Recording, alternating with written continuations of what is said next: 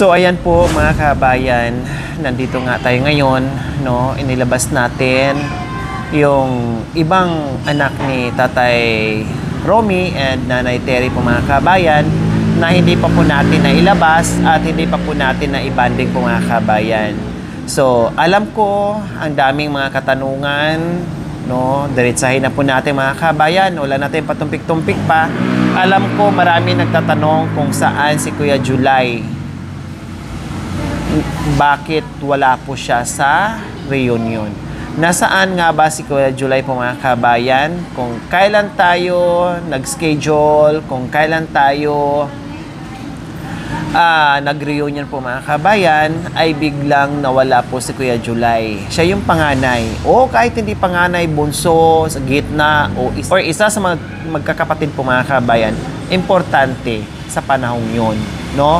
Hindi porke panganay, hindi porke gitna, hindi porke pangalawang panganay, hindi porke bunso, lahat po sila ay importante sa oras na yon. Pero, ang tanong, saan nga ba? Sabi ko nga po mga kabayan, hindi ako nagkulang. Ginawa ko po ang lahat. Nandoon na yung pagod, sakripisyo, puyat, no, and everything. Lahat po ginawa po natin yan. Nakayanan ko nga po mga kabayan na pumunta kung saan-saan, no? Maglakad ng kalayo-layo sa gitna ng ulan, bagyo, init, and everything. Hindi ko po ininda yon. Mas ininda ko kung paano ko sila pag-ipon-ipunin, no, na matupad yung pangarap nila bawat isa na magsama-sama, mabuo, kahit man lang isang araw, mabuo, no, at magkakilala sila, at mag-uusap sila, at magbabading sila na kumpleto sila, nandun yung mga magulang nila, plus 7 anak. Pero, ang hindi ko inaasahan po mga kabayan is hindi nakadalo si Kuya July. Siyempre, alam natin, no, kung gaano ka-emosyonal si Kuya July po mga kabayan sa mga last previous nating mga videos, no, buhat nung nakilala natin siya, kung gaano kasabik na makita yung mga kapatid, yung pamilya, no, grabe, bumuhos yung mga kabayan yung emosyon niya, no, kung gaano siya naging emosyonal doon sa kwento ng kanyang mga kapatid at nanay at tatay po mga kabayan.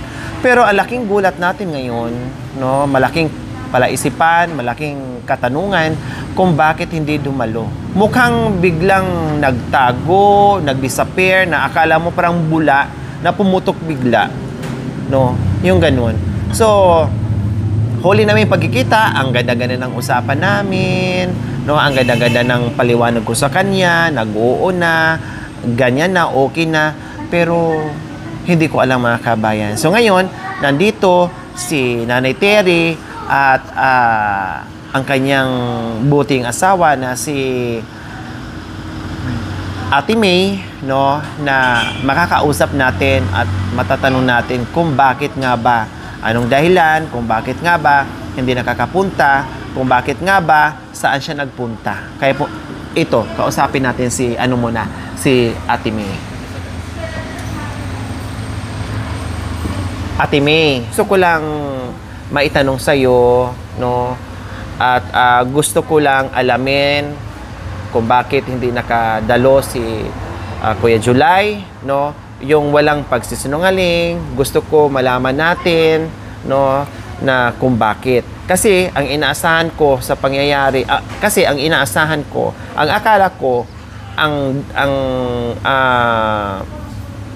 dumating sa akin ay ikaw daw hindi makakasama sa reunion. Yun yung ano ko ha, plus yung mga bata. Sabi ko hindi pwede.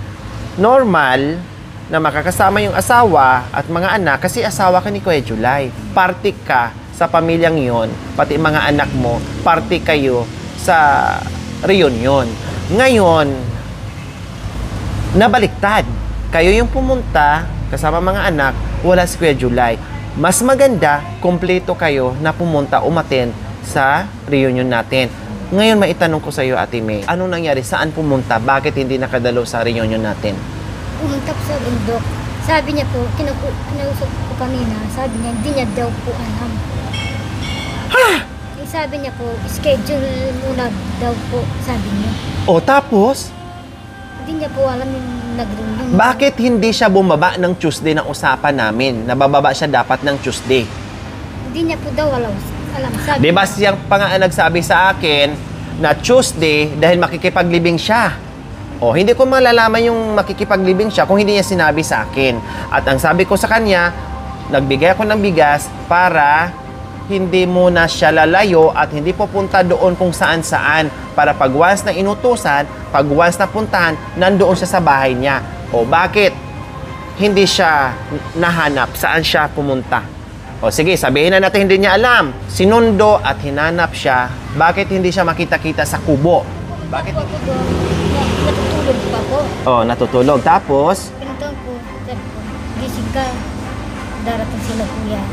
Gusto nila ng kasabahay. o tama. Tapos po, Tapos, hindi siya nagsasalita. Eh, pinabayaan ko siya. Tapos, inuwanan ko doon. Umuwi ako sa bahay namin. Tapos, sumunod din. sinundan ka. Opo, O sabi tapos, ko, huwag ka nang aalis. Kain ka na doon sa bahay. Sabi ko, pinagtiplak nga po kapalit. Tapos, nagluto ako ng ulam. Bumili pa ako ng ulam para kakain kami. Hindi naman kumain po. hindi kumain. Tapos hindi rin nagkape na pinagtimpla mo siya ng kape. Bakit daw? Galit ba sa'yo? Nakakagalit po sa akin. Anong kinagagalit niya sa'yo? Kasi po, gusto niya, tumira kami sa bundok, doon sa bahay niya. Eh, kaso nag-aaral yung mga bata. Ah, hindi pwede. Paano makapag-aral yung mga bata kung doon titira? Tama. O tapos, Kaya siya naglalasing kasi di kami daw sumusunod sa gusto niya. Kaya siya, ah, pag minsan nagwawala, di kami sumusunod sa gusto niya. Eh kasi, kaya ako hindi sumusunod sa... anong mga gusto niya? Anong mga gusto ni Kuya July na hindi nasusunod? Tulad ng doon kay titira, kasama ang mga bata, o ano pa? Gusto niya kung saan siya. Doon ka. kami. Kaya siya, pag minsan nagwawala, dinadaan niya sa... So yan ang ginagawa niya ngayon dahil may mga gusto siya na gawin na mabuo kayo. Kailang hindi mo sinusunod at ang ginagawa na lang niya is nagiinom tapos kung saan-saan pumupunta dahil nagagalit na hindi mo na pagbigyan na doon kay titira. O bakit nga ba hindi kayo nakatira doon? Bukod doon sa nag-aaral yung mga bata na pwede namang magawa ng paraan. O ito, advice ko rin ha. Okay, sige.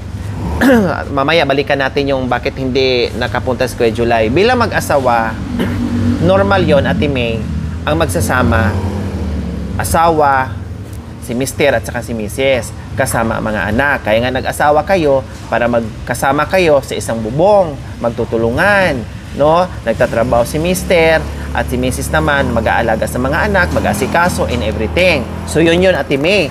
Ngayon, kung nagiging sagabal sa iyo ang mga anak mo na nag-aaral, no? Dahil nagiging sagabal sa pagsama nyo ni Kuya July dahil sa nag-aaral, maganda yon na nag-aaral yung mga bata. Pero may paraan.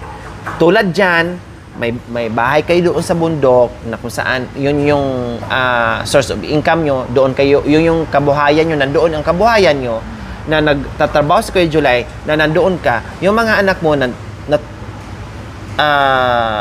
meron namang bahay dyan si mama mo at nag-aalaga naman si mama mo ng mga apo niya. Pwede naman yun kung sino isa sa mga anak mo mag-aral dyan kasama ang mother mo, kasama si mama mo. Tapos kayo at saka yung mga anak na hindi pa nag-aaral doon sa bundok. Pwede naman yung ganon. Para si Kuya July mapagbigyan nyo, kasi may punto nga naman din si Kuya July na gusto niya buo ang kanyang pamilya kasi watak-watak na nga yung pamilya niya. Hindi na nga niya nakasama ang kanyang mga magulang at mga kapatid, pati pa naman asawa niya, hindi rin magkakasama, watak-watak din. Kaya hindi mo rin masisisi si Kuya July kung bakit na dinadala na lang niya, sabi mo, dinadaan na lang niya sa pag-iinom, pagbabarkada, pag-aalis kung saan-saan na hindi mo nalalaman na umaabot ng 5 araw, umaabot ng sobrang 1 linggo, mahigit, etc., etc. Dahil yung sa kahilingan niya, na simpleng kahilingan na magawa ng paraan na hindi niyo nabibigay. Bilang isang asawa, ang suporta ay manggagaling sa inyo para doon sa mister mo. Kaya ang advice ko, hindi kita inuutusan ha, o hindi ko kayo inuutusan ni Kuya July, ang advice ko, yung mga anak mo na nag-aaral, iwanan mo dyan sa housing para malapit sa school. Ikaw, nandun nagtatrabaho yung asawa mo at bibihira lang pumapunta dito, pwede naman, dalawin nyo yung anak nyo, hatiran ng pagkain, hatiran ng allowance, every weekends, uuwi kayo dito. Pero ikaw dapat kasama ni July doon at saka yung mga anak na hindi pa nag-aaral na doon kayo manirahan para naman kahit papaano yung ma-inspired siya, lalo siya magiging masipag, lalo siya magiging ganahan sa pagtatrabaho dahil nakikita niya na nandoon yung kanyang mga mag-iina na kayo yun. Diba? Kasi naman sinasabi mo na dyan kayo. Tapos hindi naman din kayo inuuwi. Bihira lang. Pati pagkain, halos si mama mo ang nagpapakain. Pati in everything, si mama mo. Wala na. Parang, ang nangyayari ngayon ni Kuya July, parang single na lang siya. Kasi may asawa nga siya, may anak na nga naman siya. Hindi naman din niya kasama. Siyempre, ang trabaho niya nandoon. Ang hirap nga naman, trabaho doon sa Kuya July, super layo ang lalakarin niya, uuwi sa inyo, araw-araw, napakahirap po yun. Hindi pwedeng ganun. Pagod na nga siya sa trabaho, pagod pa sa paglalakad, back and forth, ang layo nun. Ate Mea, halos buong isang araw ang balikan, tapos pagod pa si July, hindi naman pwede. Kaya ang pwede at magandang gawin, paraan, para mabuo ang pamilya at maiwasan na ni Kuya July mag-iinom, magbabarkada, no? At lalong doble sipag niya para sa pamilya niya. Ang anak na nag-aaral, iwanan kay lula or kay mama mo.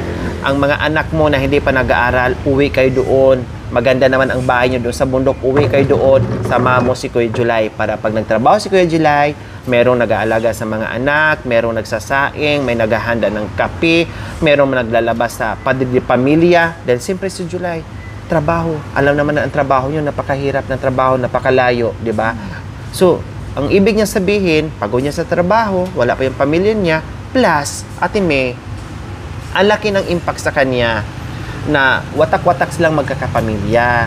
Alam mo naman, malayo sa mga magulang, mga kapatid, malayo, hindi niya nakikita. Buti ngayon, kahit pa paano nagawa ng paraan, ay nakikita na niya. Tapos ikaw na asawa, wala pa doon. Mga anak niya na yan ang nagbibigay sa kanya ng lakas, lakas sa araw-araw na ginagawa niya para mabuhay kayo. Tapos wala pa sa tabi niya.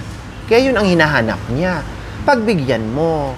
No, kaya nga mag-asawa kayo para magtatayo na kayo ng sarili nyong desisyon, magtayo na kayo ng sarili nyong mga paa na hindi na nakadepende sa mga magulang, magtayo kayo ng sarili nyong buhay na hindi na nakadepende sa mga magulang kasi pinasok niyo yung buhay asawa. Hindi na kayo single bawat isa, no? May kanya-kanya na kayong buhay. Pwede ang nanay, ang lula, aalalay sa mga anak. So, yun yung gawin mo. Sabi mo kay mama, may tama nga naman si July. Ito mga anak ko na nag-aaral, makisuyo muna ako sa'yo, huwag po kayo mag-alala, no? Iwanan ko po sa inyo dito, tiyakan po namin na linggo-linggo, madalaw namin, maghahatid kami ng pagkain, linggo-linggo.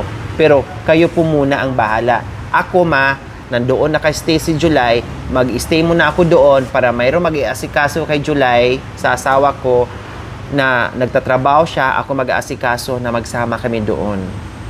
O ganun, Ate May, ha? Kaya pala nakikita ko na ngayon kung bakit. So, naintindihan ko naman din si Kuya July. Simpleng kahilingan. Paraan lang ang gagawin natin para mangyari yung sinasabi ko sa inyo. Nasa sa inyo yun yan ang advice ko lang sa iyo para sa akin. Na kahit papaano, maiwasan ni Kuya Julie yung barkada, kahit papaano, maiwasan ni Kuya Julie yung magiinom. Kasi balita ko at nagagaling na rin sa bibig nyo at sa biyanan mo or sa nanay mo, na nagiging madalas yung barkada at inom ni Kuya July. Siguro nga dahil doon sa sitwasyon.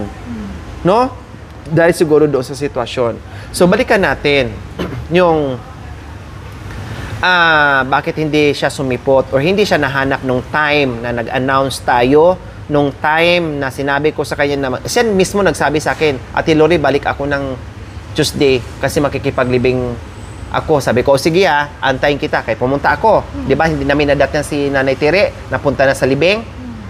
Inagahan namin, hindi ko nandadating si Nanay Tere at saka si Nanay Gemma kasi nandoon na sa libing. Ang akala ko kasama si Kuya July kasi nagbabalita na nga na ganito na nga ang reunion natin. Pero bigla siya naglaho. Hindi rin tayo niya masisi. Bukod doon sa hindi siya umatin ng libing, pinuntahan din siya mismo doon sa bahay niyo sa bundok, wala siya. Pati ang mga kaanak niyo doon sa bundok, sinasabi din na wala siya. Ang sinabi, nandito sa Villa Maria. Pinahanap natin sa Villa Maria, wala siya. Ano pang alam mo, yung totoong dahilan kung bakit hindi umatin si Kuya July? Yung totoo ano bang dahilan? Bakit hindi siya umatin ng reunion? Nakakahiya po kasi sasabihin ko. Kung sasabihin ko sa inyo, nakakahiya po. Nakakahiya na ang Pagsabi- pinaka-dahilan kung bakit hindi siya umatin? Opo. Kung bakit hindi siya nagpakita? Kung bakit May dahilan po. may dahilan. Okay, sige. So, ayan po mga kabayan. Ito lang sinasabi ko kay May. Nasabi ko, ayoko yung nagsisinungaling. Gusto ko totoo. Gusto ko nagsasabi ng totoo. O, di ba po mga kabayan ha? Okay, sige, bitinin muna natin. Meron po talagang pinaka-dahilan kung bakit hindi umaten si Kuya July. Hindi dahil hindi pa niya alam ang schedule, hindi dahil hindi pa siya sinabihan, hindi dahil naghahanap ng kalakal, hindi dahil kung ano-ano pa, kundi meron siyang dahilan, isa sa mga dahilan kung bakit hindi siya dumalo sa reunion. So, hindi ko rin alam. Ngayon, tanungin natin si Ate May kasi nahihiya daw po siyang mga kabayan, no? Nahihiya daw po siyang mga kabayan na sabihin sa atin. So, ano yun? Alamin natin mga kabayan. May, sabi mo sa akin, meron siyang pinakadahilan kung bakit hindi siya sumama sa reunion, kung bakit kayo lang magnanay, mag-iina. Ano yun? Bakit nasabi yung nahihiya kayong sabihin sa akin? Ano yung dahilan, Ate May? Gusto ko marinig ng ating viewers at maintindihan naming lahat kung bakit hindi siya umatin. Ano yun, Ate May? May nagsumbong po kasi sa akin. Sabi niya, may ginawang hindi masama si Kuya July niya. Nagsumbong sa akin si... Tapos, nagsumbong sa'yo tungkol kay Kuya July na may ginawang hindi maganda kay si Kuya July. O tapos, ano? Kaya hindi po pumunta si July kasi naiiya po may ginawang masama sa ano niya. Nahihiya sa mga kamag-anak dahil doon sa ginawang masama. Totoo, hindi. Totoo po. Inamin na kay July. Pero kinumpronta mo si Kuya July. Sinabi mo kay Kuya July, hindi. Sinabi ko sa kanya, O anong sabi ni Kuya July? kaya po si July, kaya po siya umalis. Kasi may ginawa siyang din masama. Hindi maganda. Bago, nangyari yon bago ang reunion natin. Kaya po di po nakadalo si July. Oo. Siguro po naiiyak kayo. Nahiya siya. Kumbaga, dumistansya. Kumbaga, hindi na lang siya umattend para hindi magkagulo. Opo. Hindi na lang siya umattend para hindi masira yung reunion, para matuloy dahil doon sa ginawa niyang hindi maganda doon kay... Totoo.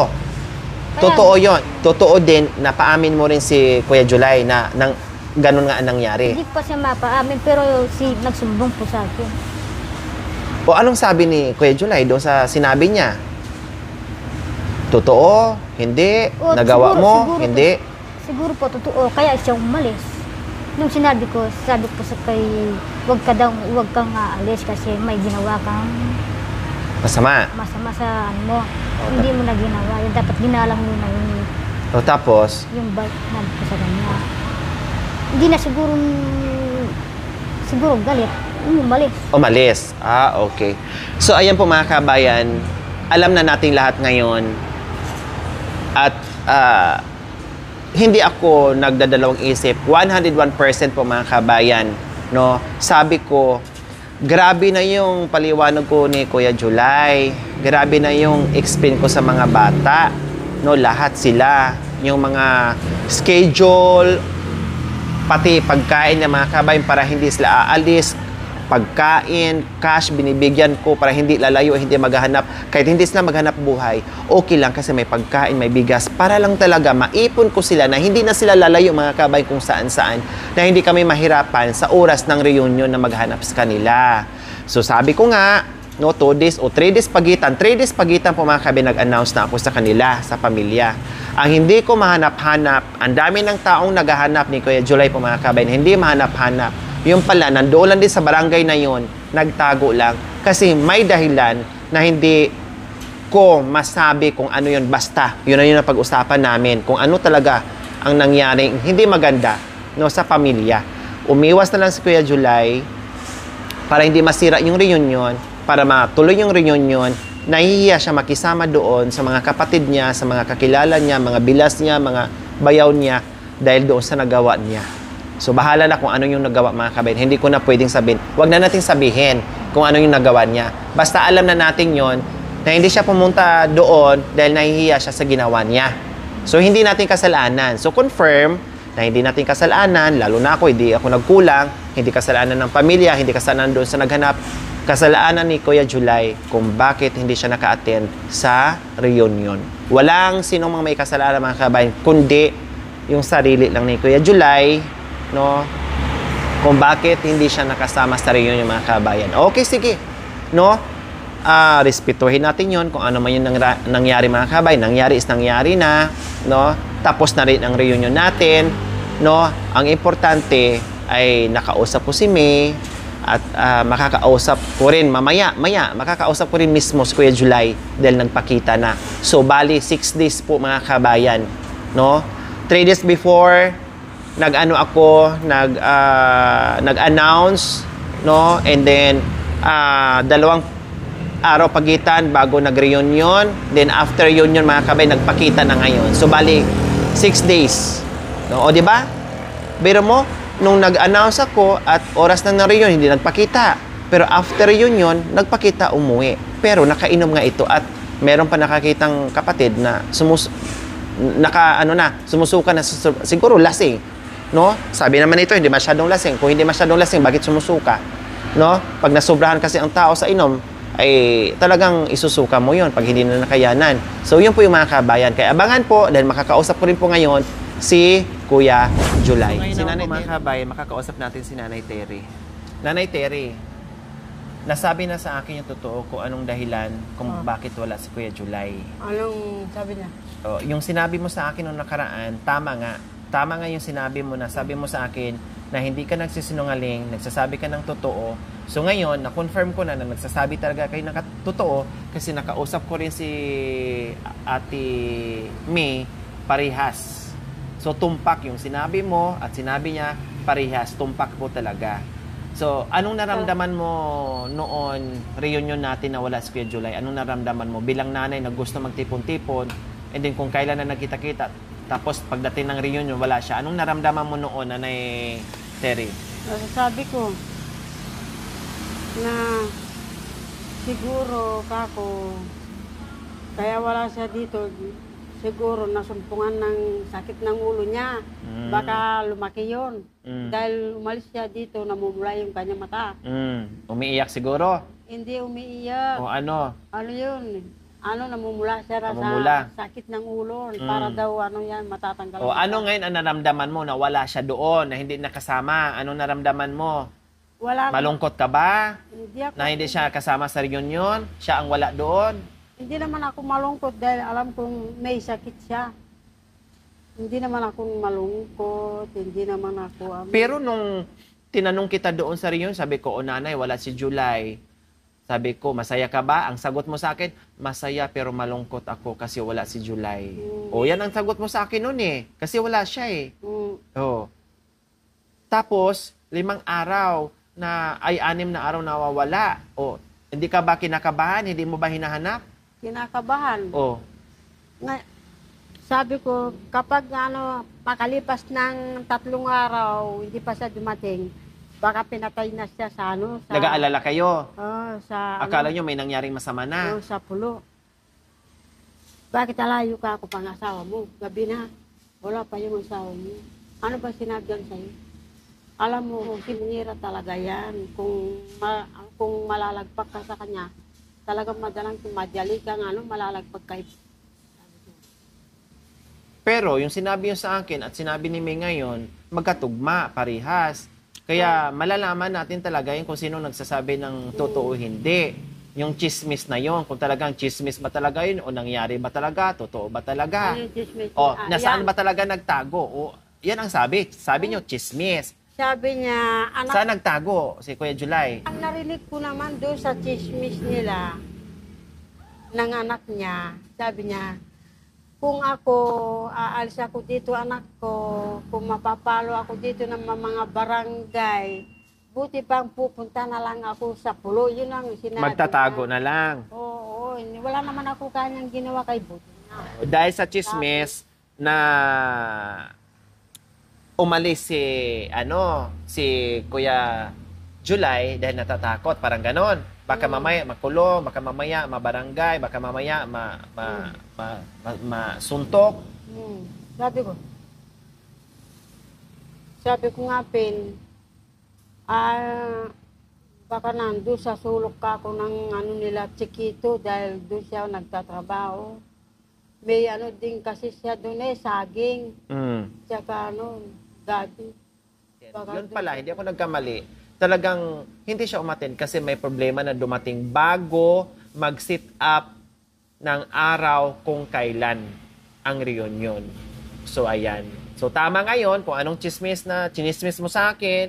Ngayon, narinig ko rin mismo sa bibig ni Ate May. So, magkatugma. So, mamaya, kakausapin ko si Kuya July. So, ngayon, wala nang maliwanag sa sikat ng buwan na walang sino mang may kasalanan na hindi naka-attend ng reunion si Kuya July, kundi yung kanyang sarili lang. Kaya ang hirap mga kabayan kapag meron tayong bisyo, no, na hindi tayo magpapaawat, na hindi natin kayang kontrolin, no, na inom tayo ng inom, bisyo tayo ng bisyo, barkada tayo ng barkada, no, hindi ko lahat sinasabi mga kabayan, no, na bad influence ang barkada, kaibigan, ang bisyo, pero madalas, mostly po mga kabayan, yung hindi mo kayang gawin, magagawa mo dahil sa barkada, dahil sa inom, dahil sa bisyo, and everything. Yung hindi mo naiisip, maiisip mo dahil sa barkada, dahil sa inom, and everything. Mas mainam ay mag-focus sa trabaho, mag-focus sa pamilya, wala ng iba, para hindi mapasok yung hindi inaasahan na mga problema mga kabay. Tapos pag dumating na, wala na. O, katulad ngayon, yung momento para sa kanila, dahil sa bagay na yun na nagawa, hindi na naka-join doon sa pinaka-importanting bagay para sa kanilang magpamilya po mga kabayan. Kaya ito po mga kabayan, kausapin ko po si Kuya July. Bye po muna.